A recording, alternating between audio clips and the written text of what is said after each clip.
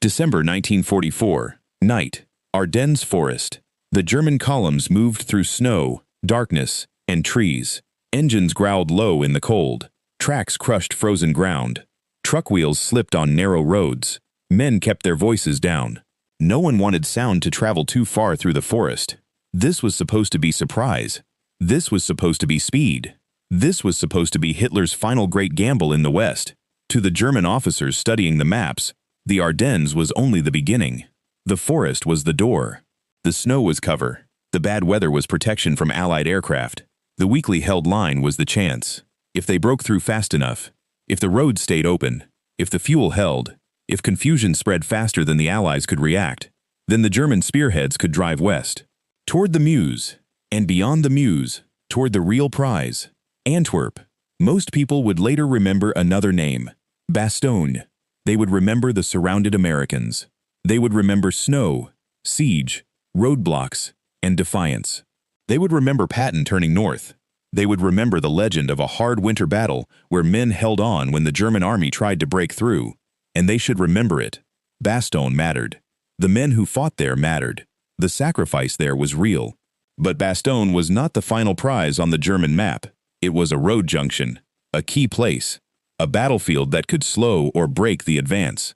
But beyond it was something larger, a port, a lifeline, a gate into Europe. Antwerp. That port had not become useful by accident. Canada had helped open it through the mud, water, mines, dikes, and blood of the Scheldt.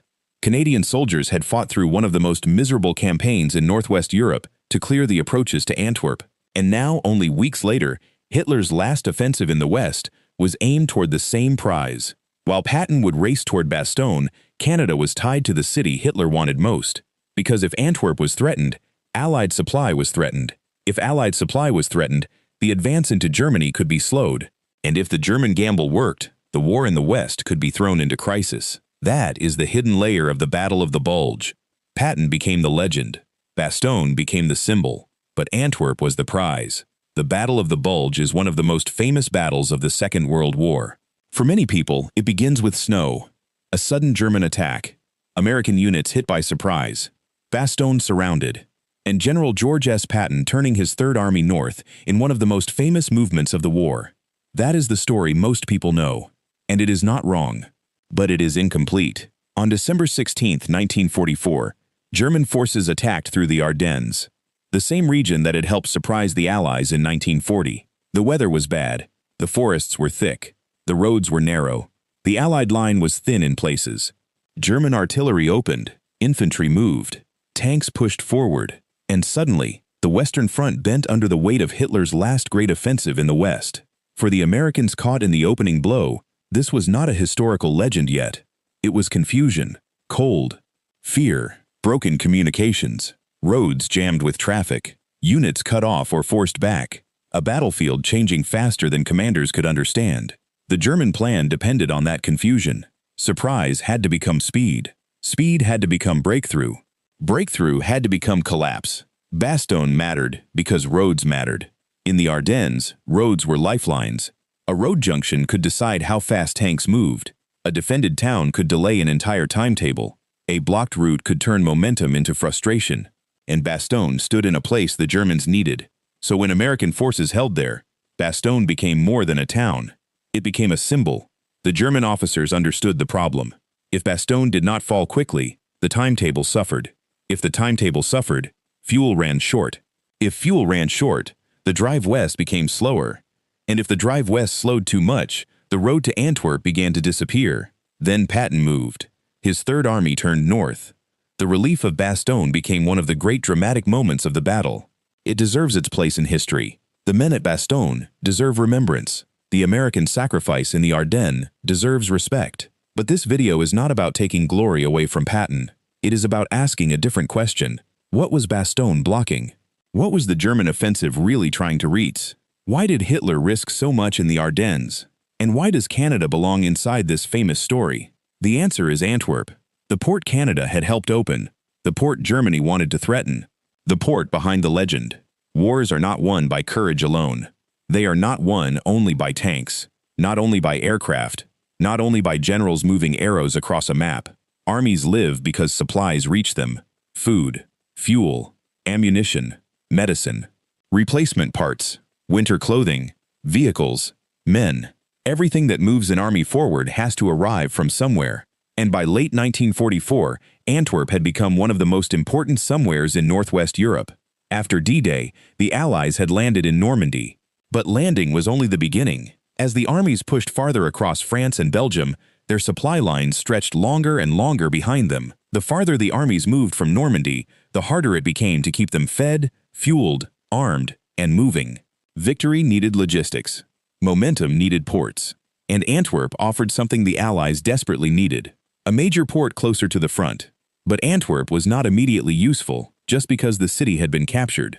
The port sat inland, connected to the sea through the Scheldt estuary. If German forces controlled the approaches, ships could not safely reach it. A harbor without a safe route to the sea is like a gate with a locked road in front of it. The gate exists, but the army cannot use it. That is why the Scheldt mattered. That is why Canadians fought through flooded ground, mud, mines, dikes, and German positions. They were not fighting for scenery. They were fighting to open the gate, to let ships come in, to let supplies move, to keep the Allied armies alive as they prepared to push into Germany. German planners understood Antwerp's value. To them, Antwerp was not just a Belgian city. It was an artery, a supply center, a way for the Allies to keep pressure on Germany. If that artery could be cut, if the Allied armies could be split, if the port could be captured or neutralized, then the Western Front might be thrown into crisis. That was the logic behind the Ardennes gamble. This is what many retellings of the Bulge miss. The battle was fought in snow, but the reason was supply. Bastogne was vital because roads mattered. The Meuse mattered because it was the next barrier. But Antwerp was the prize because ports feed armies. And without supply, even the strongest army begins to slow. Canada enters this story because Canada had already paid for Antwerp. Not in speeches, not in headlines, but in the Scheldt, in mud, in water, in exhausted infantry moving through miserable ground. Before Hitler's tanks rolled through the Ardennes, Canadian soldiers had helped open the port his offensive wanted to reach. That is why this story matters. Patton became the legend. Bastogne became the symbol. But Antwerp was the open gate into Germany. October 1944. The Scheldt. Before the Ardennes froze under snow, Canadian soldiers were fighting through water and mud. Before Patton raced toward Bastogne, Canadians had already been ordered into one of the most miserable battles of Northwest Europe. Before Antwerp became Hitler's prize, Canada helped pay the price to open it. Antwerp had been captured, but the port was not yet truly free. German forces still controlled the Scheldt approaches, and as long as they did, ships could not safely reach the harbor.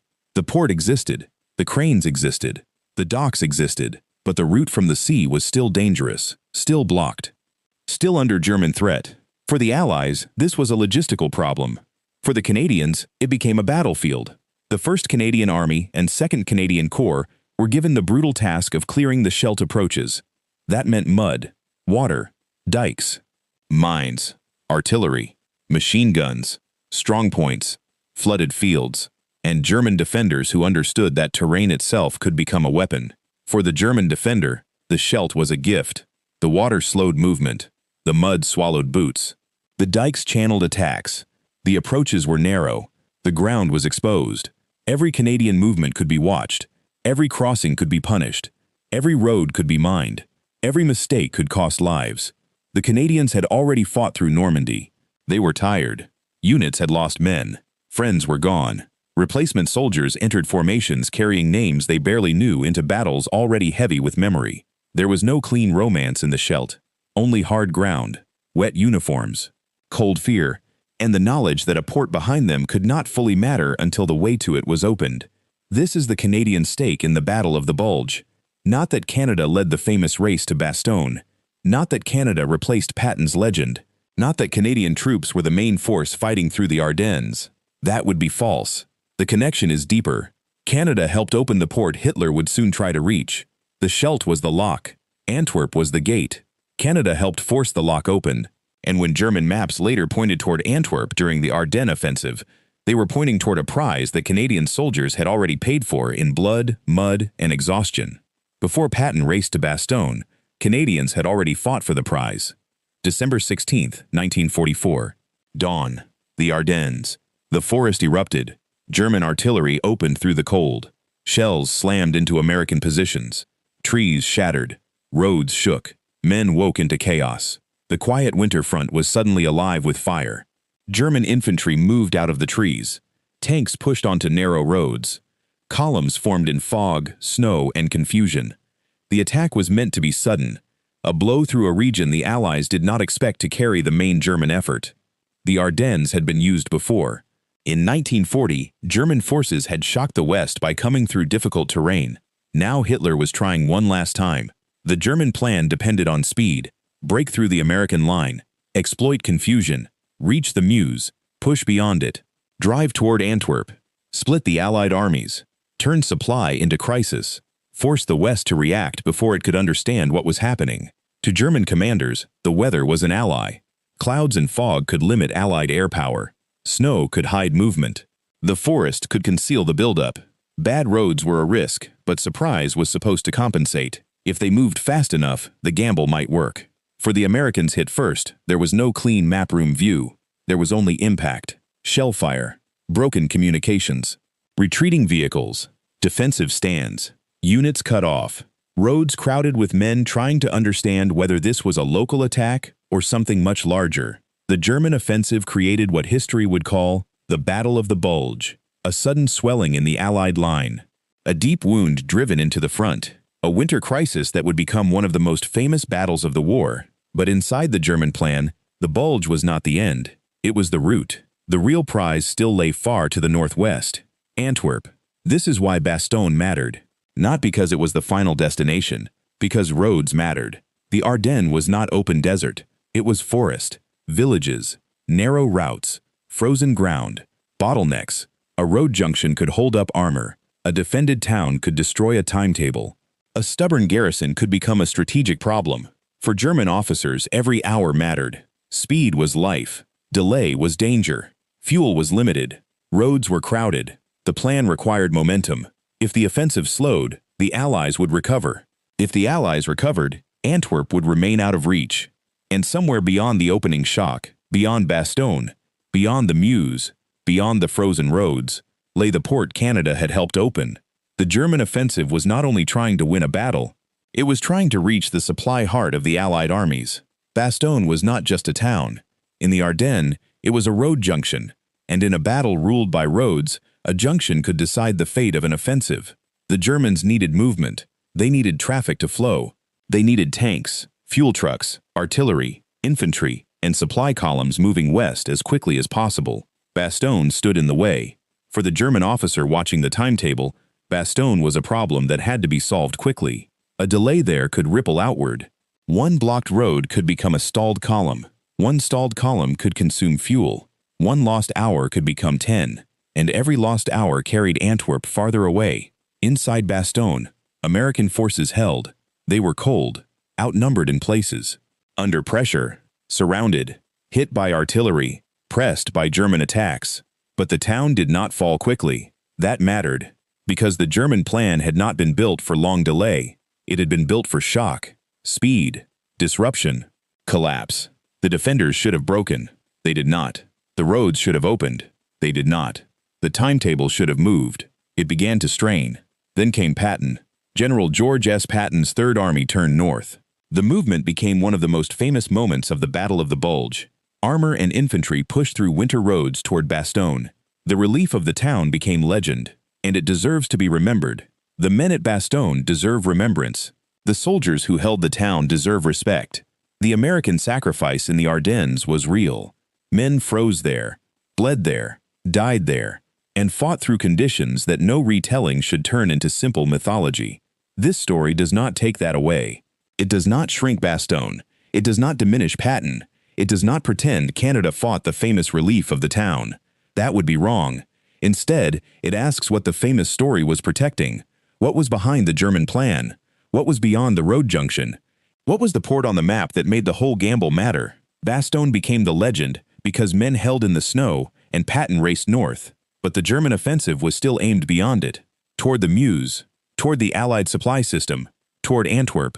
The port Canada had helped open. The port 1st Canadian Army was tied to defending. The prize behind the legend, Patton's race became history, but what was he helping prevent the Germans from reaching? Antwerp, December 1944, north of the Bulge.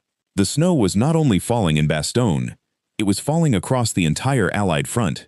And while the world would later remember Patton's tanks turning north, another part of the Allied line watched the German offensive with a different fear. Antwerp, the port, the gate, the prize. The 1st Canadian Army was tied to Antwerp. That mattered, because Antwerp was not just another liberated city. It was the supply center the Allies needed. The port Canadian forces had helped make usable by fighting through the Scheldt. And now Hitler's last offensive in the West was aimed toward that same lifeline. Canada was not racing to Bastogne. Canada was not the main force in the famous relief. Canada was not replacing Patton's legend. That is not the story. The Canadian connection was the northern door, the port, the flank, the thing the German arrows were ultimately pointing toward. For Canadian troops positioned farther north, the German offensive was not an American story on a distant map. It was a warning. If the German attack broke through farther, if the Meuse was crossed, if the offensive gained momentum, if the Allied line split, then the crisis could move toward Antwerp. And if Antwerp was threatened, the port Canada had helped open could become a battlefield prize again. Canadian troops in the Nijmegen salient were alerted after the offensive began.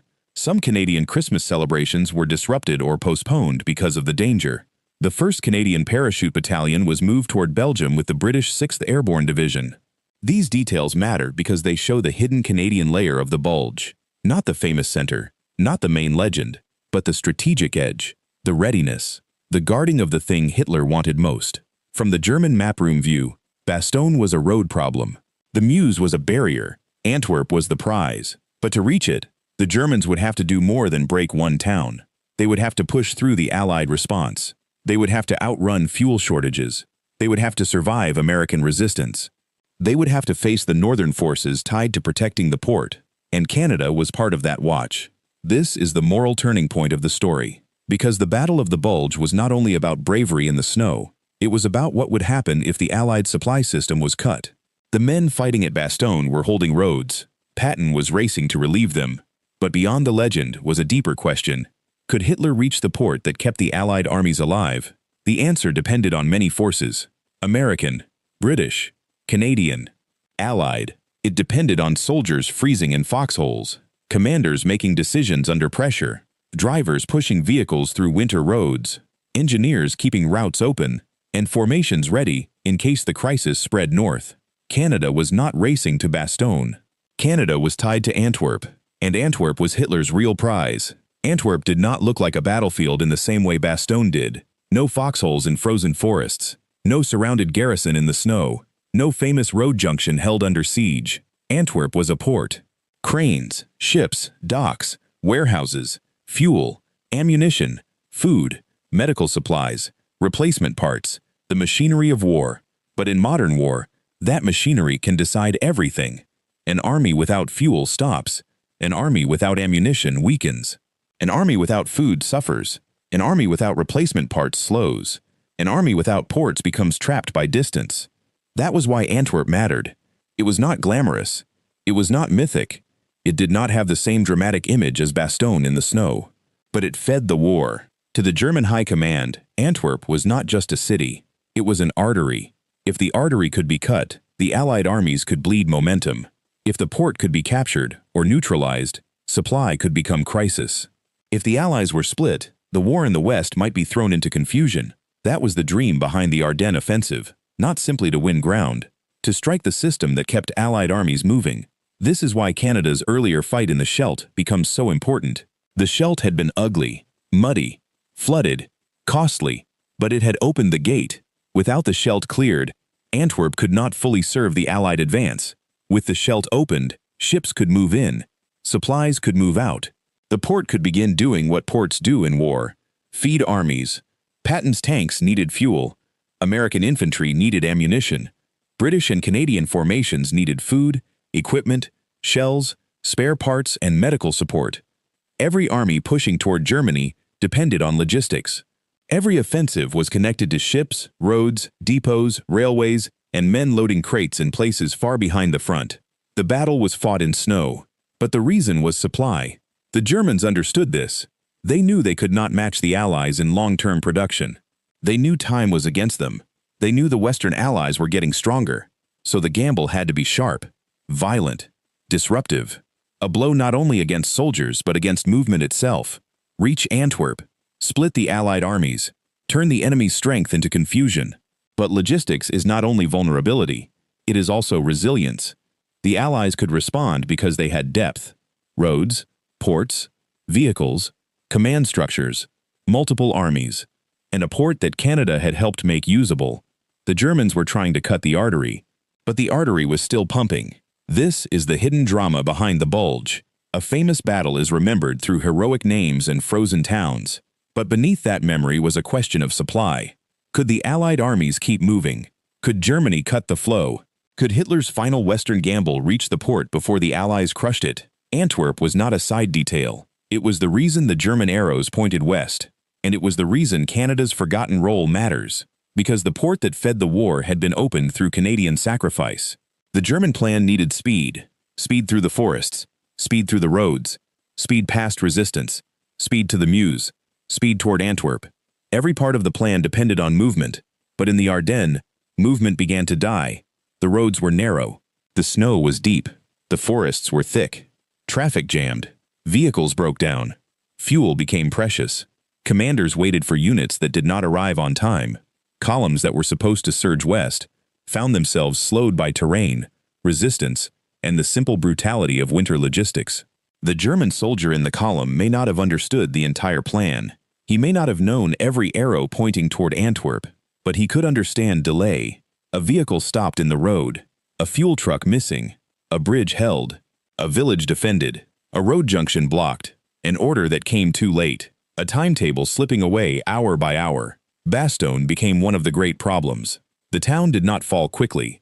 The road network did not open the way German planners needed. American resistance at Bastogne and elsewhere forced the offensive to fight for time it did not have, and time was the one thing the German plan could not afford to lose. The defenders should have broken. They did not. The line should have collapsed. It did not. The roads should have opened. They did not. And every delay pushed Antwerp farther away. Fuel shortages became more than an inconvenience. They became a warning. A panzer without fuel is not a breakthrough weapon. It is steel waiting on the road. A column without supply is not an offensive. It is a target. A plan that depends on speed becomes fragile the moment speed disappears. Then the weather began to change. As skies cleared, Allied aircraft could return. The weather that had protected the German advance could not protect it forever. From the air, from the roads, from the north, from the south, Allied pressure increased. The offensive that had opened with shock was now meeting resistance from every direction. The Meuse remained out of reach. Antwerp remained beyond the map's promise. The German spearheads had not moved fast enough. The plan had demanded too much from roads, fuel, weather, and exhausted men. The dream of splitting the Allies and seizing the port began to collapse under reality. This was the worst condition proof of the campaign. A plan may look clean on paper, arrows may look unstoppable on a map, but war is mud, snow, fuel, fear, resistance, weather, roads, and men who refuse to break. The Germans still had weapons. What they were losing was time. And without time, Antwerp was slipping away. The road to Antwerp was closing before it ever opened. By January 1945, the German map no longer matched the battlefield. The arrows still pointed west. The objective still remained clear. Break through, cross the Meuse, split the Allies, reach Antwerp. But the snow, the roads, the fuel, the resistance, and the Allied response had turned the plan into something else. Not a breakthrough, a struggle. For the German officer looking at the situation, the realization came quietly.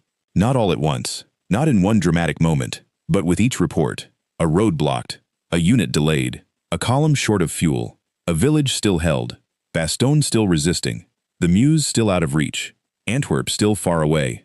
This was the cruel truth of the Ardennes offensive. The plan had looked powerful on paper. The attack had begun with shock. The weather had hidden the buildup. The forest had concealed movement. The first blow had bent the Allied line. But war is not fought on paper. It is fought on roads, in mud, in snow, in fuel dumps, in ruined towns, in frightened radio messages, in men who are ordered forward when the plan is already dying. The Germans had counted on speed. They had counted on surprise. They had counted on confusion. They had counted on breaking through before the Allies could recover. But now the Allies were recovering. American forces had held long enough to damage the timetable. Patton's Third Army had turned north. Northern Allied positions had not collapsed. And the Canadian responsibility around Antwerp remained part of the larger Allied shield around the prize. The enemy could still fight. That must be remembered. German units were not harmless because the offensive was failing. They still killed. They still resisted. They still inflicted suffering. But the larger dream was slipping away. The dream of reaching Antwerp. The dream of cutting the Allied armies apart.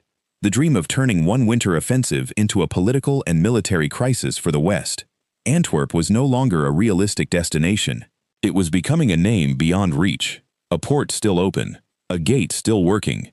A prize still protected by Allied power, by American resistance, by British and Canadian readiness, by logistics, by terrain, by air power returning, and by time running out for Germany. This is the enemy realization. Bastogne had not fallen quickly enough. The Meuse had not been reached. The Allies had not split. The port remained in Allied hands. And without Antwerp, Hitler's last gamble in the West lost its purpose. The Germans had tried to turn winter into victory. They had tried to turn surprise into collapse. They had tried to turn the Ardennes into a road to Antwerp. But the road did not open. The plan had demanded speed. The battlefield gave them delay. The plan had demanded fuel. The battlefield drained it. The plan had demanded collapse. The defenders did not break. Antwerp was still open. Hitler's last gamble was closing. Patton's race to Bastogne became one of the great stories of the Battle of the Bulge. And it deserves to be remembered. The movement was dramatic. The conditions were brutal. The stakes were high. The men who fought to relieve Bastogne carried out a task that has lived in military memory for generations. Bastogne deserves its place. The American defenders deserve their place. The soldiers who froze in foxholes, held road junctions, fought under shell fire, and endured the pressure of German attacks deserve remembrance. This story does not take that away. It does not shrink Bastogne. It does not steal Patton's glory. It asks what that glory helped protect. Because beyond the famous town, beyond the road junction, beyond the siege and relief, was the prize that made the German gamble matter. Antwerp, the supply port, the open gate, the harbor the Allies needed as they pushed toward Germany. And the port Canadian forces had helped open only weeks before through the Scheldt. Canada's role in this story is not that Canadian troops raced to Bastogne. They did not. Canada's role is not that Canada fought the Central American Battle of the Bulge. It did not. Canada's role is that the 1st Canadian Army was tied to Antwerp, the city Hitler's offensive was ultimately trying to reach. Canada had helped pay for the port. Canada had helped open the gate. And during Hitler's last gamble, that gate remained part of the strategic responsibility Canada carried. If the German offensive had broken through farther, if the Meuse had been crossed, if the Allied line had split, if Antwerp had come under direct threat, then the crisis would have widened toward the port Canada had helped make usable. That is the hidden Canadian layer. Not a replacement for Patton, not a replacement for Bastogne, a deeper understanding of what was at stake. Patton became the face of the counterattack. Bastogne became the symbol of defiance. The American soldier became the central figure in the famous story. But Antwerp was the prize behind the story. The port mattered because logistics matter. And Canada mattered because Canadians had already fought in the mud of the Scheldt to make Antwerp useful. The German offensive failed. It did not reach Antwerp. It did not split the Allied armies. It did not reverse the war in the West. It did not restore Germany's lost momentum. Instead, it consumed fuel, men, equipment, and time Germany could not replace. Antwerp remained Allied. The supply system continued. The armies kept moving. And the road into Germany remained open, not because of one man, not because of one battle, not because of one nation alone, but because Allied resistance held at every level. American soldiers in the snow, British and Allied formations in the north, Canadian responsibility around the port, logistics continuing behind the front, and the German gamble breaking before it reached what it wanted most. That is why this story matters. It does not erase the legend. It reveals the prize behind it. Patton got the glory. Bastogne became the legend. But Canada was tied to the port Hitler wanted most. Bastogne became the legend. Antwerp was the prize. Return to the Ardennes. December 1944. Snow. Darkness. German columns moving through the trees. Engines low. Men silent. Maps open under dim light. The arrows point west. Bastogne. The Meuse. And beyond them, Antwerp. Most people remember the Battle of the Bulge through Bastogne. They remember the surrounded town, the American defenders, the winter siege, Patton turning north, the snow, the legend, and they should. But history often has layers. Some stories stand in the light, others remain behind them. Canada's lair was not the famous charge to Bastogne. Canada's lair was Antwerp. Before the Bulge, Canadians had fought through the Scheldt to open the port. Through mud, flooded ground, mines, dikes, German guns, exhaustion, and loss. They did not fight there for glory. They fought because Antwerp mattered, because ports feed armies, because without supply, even victory begins to slow. Then Hitler launched his last gamble in the West, and the German arrows pointed toward the same port. The port Canada had helped open. The port 1st Canadian Army was tied to defending. The prize behind the legend. The Germans never reached it. The road to Antwerp closed before it opened. Bastogne held. Patton moved. Allied forces reacted. The German advance slowed, stalled, and failed. And Antwerp remained in Allied hands. This is not a story about stealing glory. It is a story about restoring memory. American soldiers deserve remembrance. Patton deserves his place in the story. Bastogne deserves its legend. But Canada deserves its hidden chapter too. Because the Battle of the Bulge was not only about a town in the snow, it was also about a port in Belgium. A port opened through Canadian sacrifice. A port Hitler wanted. A port that kept the Allied armies alive. That is the forgotten Canadian layer of the Bulge. The famous story is Bastogne. The hidden prize is Antwerp. And between them stands a truth that should not be forgotten. Patton raced to Bastogne. Canada guarded the prize Hitler wanted. Lest we forget,